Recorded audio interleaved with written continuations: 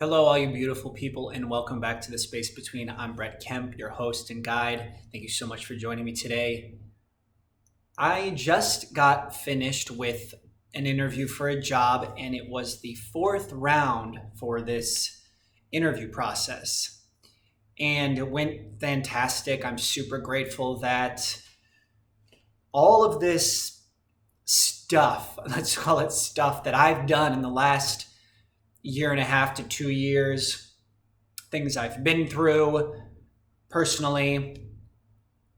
Obviously, we all went through a lot and are going through so much. The world is pretty crazy right now.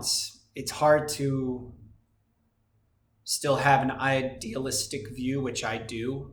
I don't think I'll ever transform into a realist. I'll always be an idealist, even though things are not great, right? We all know that. But this interview went fantastic, and I have to say it's because of everything I've done. I've read a ton of books, not just self-help books, books on many different topics, marketing and sales and creativity, and some self-help books. I don't like the word self-help, but whatever you want to call them.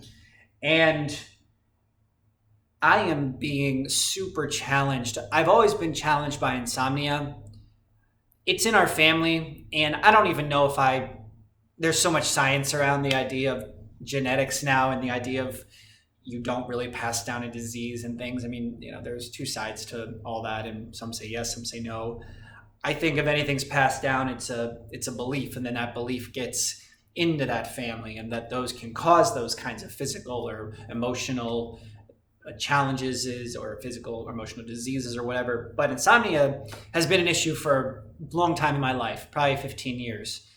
And it's something I deal with. And I have to still go and do everything I want to that day regardless, because I'm super stubborn and I have a lot I want out of life. So not sleeping much the night before isn't enough to be like, nah, I'm not going to do that. No, I'm going to do that. And of course, I need to learn much more about balance, and this is something I am also, constantly working on. But my insomnia has been awful this week, just awful, truly. Where I'm laying in bed at night and just kind of asking, I don't know who I'm asking, I don't know who I'm talking to. Some say God, fine. I don't see it that way personally. The universe. I'm a consciousness. Our thoughts are not us. They are actually a personality that came from the beginning of our journey and everything, but we are not our thoughts. We are actually a stillness and a peace underneath that, our being. And so I guess I'm trying to connect to the consciousness of that, to the consciousness of everything, the one consciousness that exists in everything, and the interconnectedness of everything. But I'm lying there, and it's so unbelievably painful. It's actually painful in my body sometimes, and trying to figure out what it is. And I can't, I guess, because I'm still sleeping terribly. And I even got some pills, which I have a real wall for pills, because being ADHD, I was on Ritalin, which was a terrible experience, but people didn't know better. My parents didn't know better. Teachers didn't know better. And I don't blame any of them at all. I don't even really blame the doctors, for that. And so I don't like taking pills, but it's been a real challenging time for different reasons. And so I got some from a doctor, and they were helpful for like a week and a half, and they kind of stopped working already. So what I fear is, and they're gonna be like, okay, we'll put you on something else and stronger and this and that. Is a horrible, horrible cycle and loop to get involved in. I don't want to be involved in that. So I just kind of try to, bear it. But it's pretty rough, really rough. And last night was awful, and I don't know, without realizing, if at some deep subconscious level my insomnia was coming from the fact that I had this fourth round for this interview today, because I need a job. I mean, I'm not ashamed to say this, and if you're ashamed of me or you think I should be, then I don't really have any interest in hanging out with you.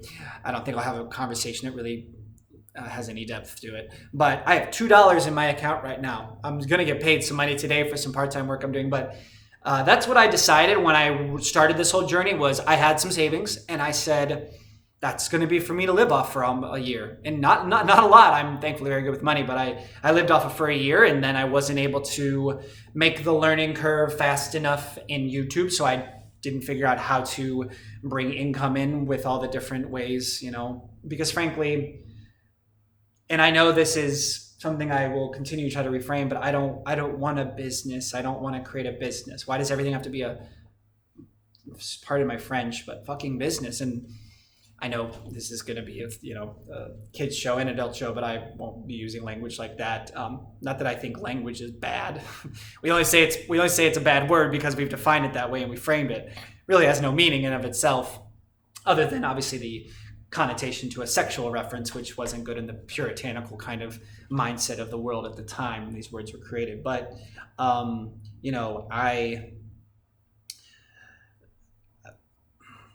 the not having money and all that stuff, I'm sure is playing into it, obviously, but I made that decision and I'm happy with that decision. And that's what it was. It's not, I understand you have to do certain things, and I've read lots of books and I'm constantly educating myself, and I'm not building up a wall. And if I do build a wall, it's going to look like that, by the way. You want to build a wall? There's a wall you can build, or a backdrop.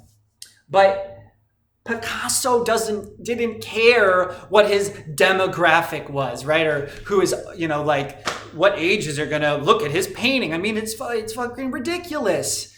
And sure, I get it. YouTube is a bunch of businesses, and I didn't realize that in the beginning, and I was using it as a place for creativity. I was using it as a place, and sure, there are plenty of creative people on YouTube. I'm not saying there aren't. There's some really wonderfully creative people on YouTube, but still, it's a business, so you have to have these parameters. I don't want parameters. I don't live or thrive in that world, and neither do true artists. Like I said, Picasso wasn't worried about what his demographic was. He didn't care. He painted and he created things, and he threw them up on a wall, and he said, "Great, you like it? Awesome. Pay me some money for it." Or you don't? Okay, that's fine. You don't have to buy it. I mean, it's that simple, right? So that's how I see what I'm doing, because, I want a magical show. I want a show with singing and dancing and storytelling and, everything I dream of for the space between. And, you'll really hear that in the theme song now. Magic. I want magic. I don't want a business. And that's not to put down if you want a business or you have a business. It has nothing to do with it. I'm just trying to be who I am. That's all I want to do is be me. And I can make money without creating a business. Not everything has to be that way. So I will get paid for my play. Okay? I will be paid for my play. That's what Alan Watts said. Get paid for your play. And I 1,000,000% agree. Now, the reason I'm talking about that is because I allowed myself to do that. I now don't have much money, and I, of course, have taken some part-time jobs and such, but it's a crazy time, and I've been looking for a job for months, and like I said, I had the interview today, and on no sleep, barely. I mean, it was awful, just awful, and the whole week's been awful. Today's Thursday, so I think it's Saturday, Sunday it started, so just 4 or 5 days of horrible sleep, never getting to any sort of deep sleep, constantly waking up or not going to sleep at all, or agonizing for 2 to 3 hours and staring into space. I mean, it's crazy. And I don't tell you this to be like, pity me or something, or to be thinking that, I'm not a part of it. Of course I am. I'm trying to figure out what it is that I'm missing.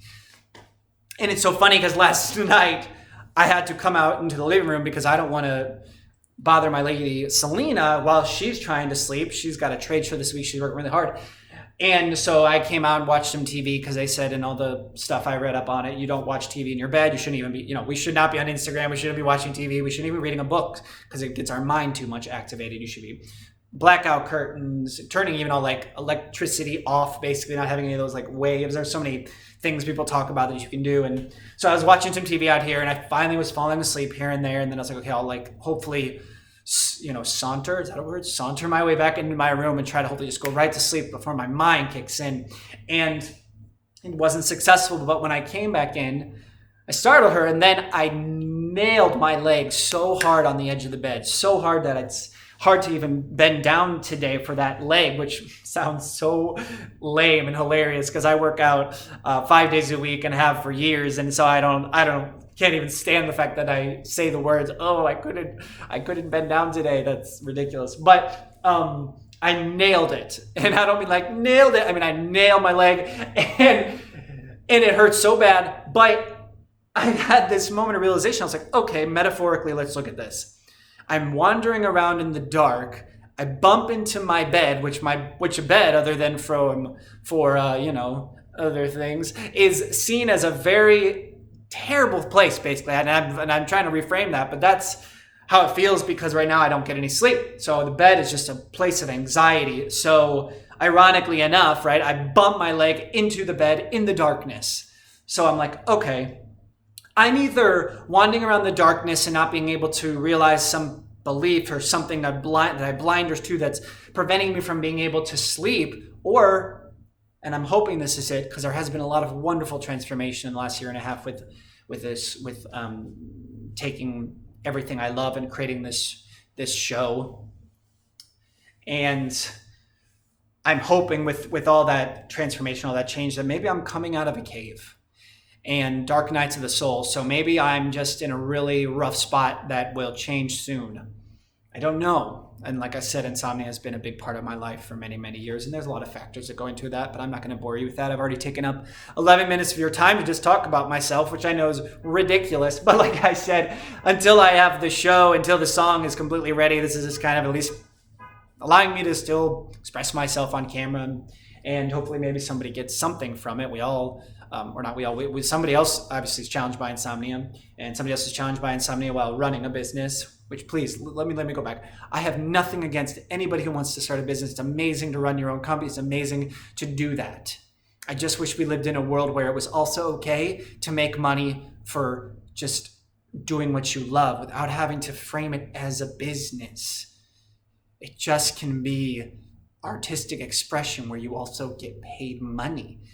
And sure, it would eventually turn into a business, but I promise you, Lin-Manuel Miranda, and he is a fantastic businessman in the sense of look at all he's done, smart people around him, clearly people have guided him with, but truly, at the end of the day, he just wants to write music and write songs and say his incredible, poems and spoken words and rap and everything he does. He's so amazing. I love him to death. But he didn't think, I want to create a business. He said, I have a story I want to tell.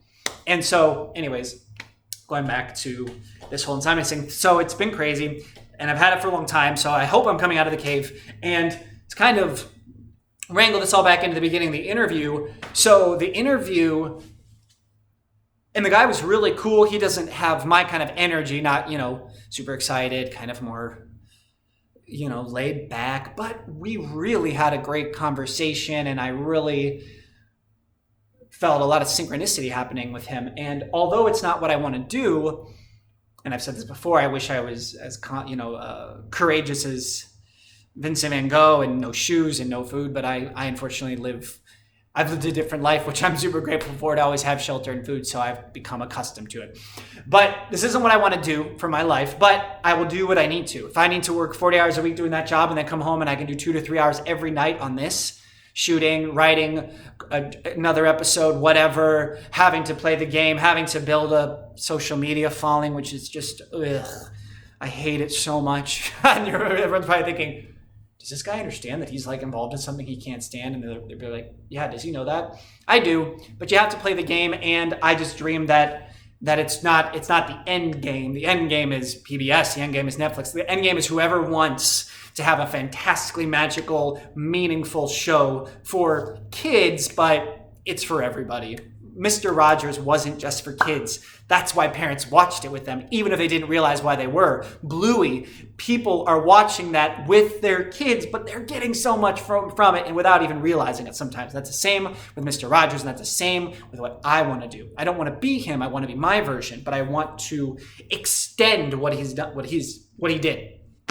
So, but yeah, the interview went awesome. I'm super grateful for that, but I just couldn't believe how little sleep that I was able to kind of still break out of that darkness, because when you're not sleeping too for that period of time, your mind plays tricks on you, your emotion plays tricks on you, and you become your mind and you become those emotions. And I was in a super, literally dark space and spiritually super dark space last night when I couldn't sleep. Angry.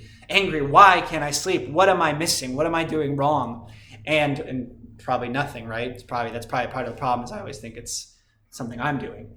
I'm bad, or I'm not doing what I'm supposed to, and all those kinds of personal things that come into it. But I was amazed with myself. So at the end of this video is triumph, because if I didn't initiate, that's not the word. If I didn't place and have systems in place of my morning ritual with meditation, journaling, reading, even Wim Hof breathing exercises, which sounds so like earthy in LA, but they're actually pretty incredible. And they allow for a natural high from these breathing exercises and a moment of absolute presence, right? Basically, which is what it's about. Presence, presence, presence, now, now, now. Not the past, worrying about the past, or thinking about the past, or worrying about the future. Present. So that's why those exercises are so great. But I was triumphant, because without those, I don't know how I would have been able to snap out of that super dark emotional and mental space that I was in from a night of fighting the sleeping gods, goddesses, whatever, dragons, whatever you want to call them. And it was definitely a triumph. And whether or not they hire me is really not the point. Sure, it will bother me. It will hurt to be rejected. No one likes rejection. Obviously, actors are better at it because we were rejected all the time. But still, this has taken a lot of time. My sister couldn't believe that I told her I was in the 4th interview process for one company. People are having to work so much harder to get jobs right now for so many reasons. And I'm grateful for the opportunity, but it's a long process. And sure, I would be very grateful for the salary at the other side of it. And more importantly, I'd be grateful because it's an autonomous, independent, freedom position, which is what I need. It's the only way I can thrive. And it's who I am. So I'm really proud of myself. And it was definitely a triumph. I probably said that now 3 or 4 times. But just to be able to get out of that really terrible place from the night before, from last night, to be able to do that and answer their questions and be myself, but also rein some of that in, right? I can't be myself. But you want to hear something that's really interesting? All these companies that I keep interviewing for, and it's not for a graphic design company or something that's creative even by its nature. It's for natural foods worlds and doing like sales or business development, and because obviously I'm really good with people. But they all love this backdrop, and that's what's so funny is like this backdrop's for my YouTube channel. I don't tell them that, but I say, thank you so much, and everybody compliments on it because they're all dying for this. They don't know it. They're dying for that. They're dying for a burst of emotional energy, of creativity, of whatever this represents to you. People are dying for that. People are hungry for that. Not a boring office background with taupes and oatmeal. Taupes and oatmeal. Man, are those not my favorite colors. All right, that's about it. I can't imagine anybody's going to watch more than 3 to 4 minutes of that. But again, this is just getting me in front of the camera, expressing myself till I can really start to create that show. The song is getting really close. I'm so grateful to have had the time to work on it. That's what was worth having to live off my savings and now being, left with what I'm left with. That was my decision. It was a conscious choice. It wasn't like I wasn't thinking about that. Of course I was. But I said, you owe it to yourself. Do it. So I did it. And it's way better than spending that money on a vacation for me personally, or buying some crap I don't need, some expensive stuff. It was the best way I could have spent that money without a doubt. And I haven't just convinced myself of that. Some of you are probably thinking, you guys couldn't. No, that's absolutely, I know it's true in my heart, and that's the truth. So I am so glad I did that. It was the first time in my life where I said, just do that and be okay with not knowing how it's going to work out on the other end. And whatever happens, everything will be okay. Everything always seems to work out, right? 98, 99% of the thoughts, the things we fear are going to happen in our life never happen. I think Will Smith said that, and that's so true. Like 98, 99, all the things we fear every day for ourselves, for our kids, for this, that, are not ever going to happen, which is so crazy to think about. That's a lot of stuff. But thankfully, the power of now reading that book and trying to become as much more present as I can just came at the time that I really needed it, and to surrender. I'm definitely someone who's always been really wanting to be in control for lots of different reasons, and learning to surrender to the moment. Not being and just staying there, not taking action on something, but just surrendering to what it is, the isness of what is going on. And the isness of what's going on right now is I made that decision. I'm now in this situation. I still have a roof over my head. I still have food in my belly, and I have a partner who has helped me a little bit here and there. But you know, that's the situation, and I'm surrendering to it as much as I possibly can. And I know you won't be there. I won't be there forever. We won't. This too shall pass. That's for good things too. When you're having beautiful moments and beautiful, this will pass because it has to. The opposite is always inside of something. Always. That's the duality of the universe. So, all right.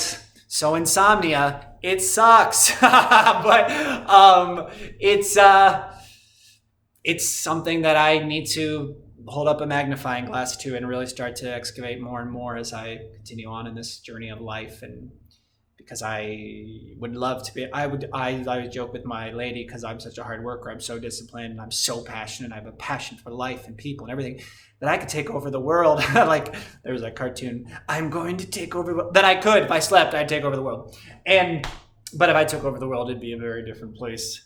It wouldn't be a position of power and authority. It'd be very different. But God, the way my mind works, do you understand? Like, this is why it's colorful. It's like colorful. The guy in the interview said, he goes, your backdrop actually reminds me of myself, he said, because he said, I'm also ADHD like you. And he said that it's like colorful popcorn of these thoughts going on. And I was like, oh, that's awesome, because you see like a popcorn, like pop, pop, pop in different colors. And I love that he made that association. And yeah, that's how some people's minds work. That's probably how most people's minds work, even if they're maybe not conscious of it. But that's it. Thank you so much for your time today. This has been fun for me. And me. At least I can accept that. And thank you so much for watching. Again, my name is Brett Kemp, and here inside the space between, we believe that empathy, equality, and inclusion is the only way for us to move forward in our human evolution and come together and help one another and realize that we're actually all sisters and brothers, and that the space between you and me is actually invisible energy connecting everyone and everything you see. Peace and love. Till next time. Bye.